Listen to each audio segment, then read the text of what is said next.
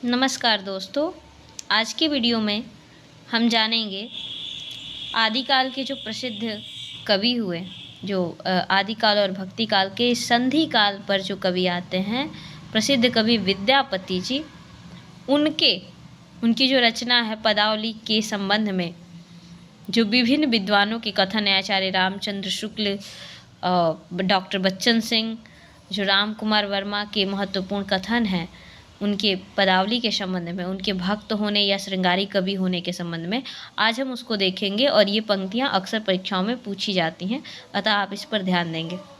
तो देखते हैं सबसे पहले डॉक्टर राम कुमार वर्मा ने क्या कहा है विद्यापति के संबंध में। डॉक्टर राम कुमार वर्मा कहते हैं कि विद्यापति के बाह्य संसार में भगवत भजन कहाँ, इस वय संधि में ईश्वर की संधि कहाँ, सद्य स्नाता में ईश्वर से नाता कहाँ, अभिसार में भक्ति का सार कहाँ।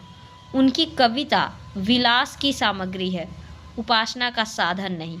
यह राम कुमार वर्मा कह रहे हैं पदावली के संबंध में।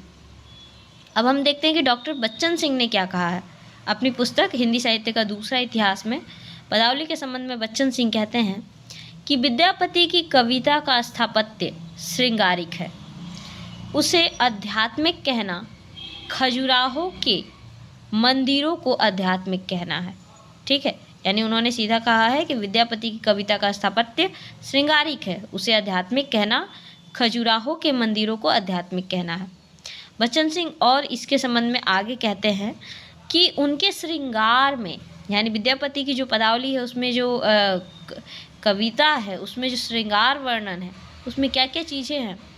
तो विद्यापति के संबंध में बच्चन सिंह आगे कहते हैं कि उनके श्रृंगार में यौवनोन्माद का शारीरिक आमंत्रण है, संभोग का सुख है, विलास संभोग का सुख है। उनके श्रृंगार में यौवनोन्माद की शारीरिक आमंत्रण है, संभोग का सुख है, विलास की विह्वलता है, वियोग में स्मृतियों का संबल और भावुकतापूर्ण तन्मयता है। इस प्रकार वह बताते हैं कि किस तरह से विद्यापति की पदावली की जो कविताएं हैं, जो रचनाएं हैं, वो श्रृंगारिक हैं। ठीक है, और निराला क्या कहते हैं विद्यापति के संबंध में। निराला ने विद्यापति की पदावली को क्या कहा है, नागिन की लहर कहा है। विद्यापति की काव्य को निराला ने क्या कहा है, नागिन की लहर कहा है।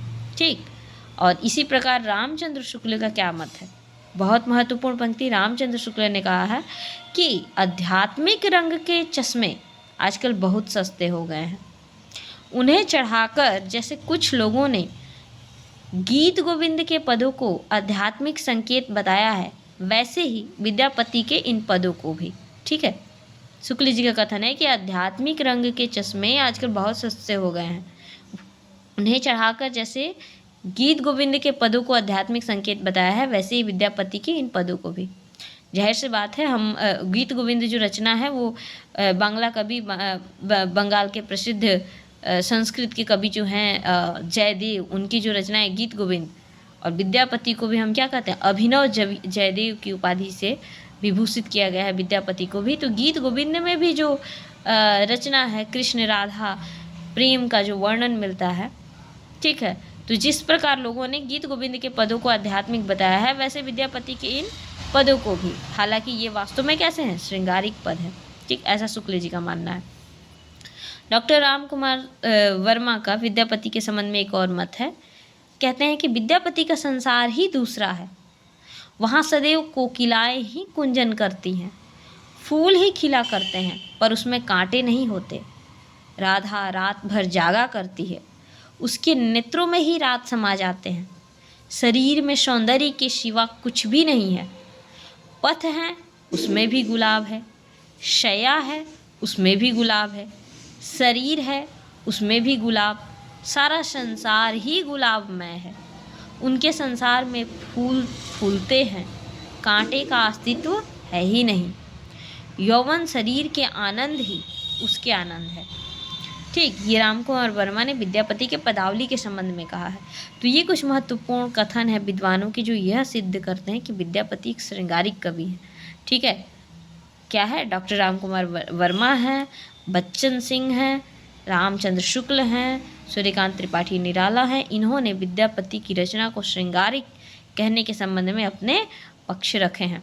जबकि हम जानते हैं कि श्याम सुंदर दास का अगर हम मत देखें तो उन्होंने विद्यापति को रहस्यवादी कवि कहा है। तो ये विभिन्न विद्वानों के मत हैं विद्यापति और उनकी रचना पदावली के संबंध में। ऐसे ही परीक्षा उपयोगी महत्वपूर्ण तथ्यों को पढ़ने के लिए चैनल से जुड़े रहिए। चैनल को लाइक और सब्सक्राइब करिए। धन्यवाद।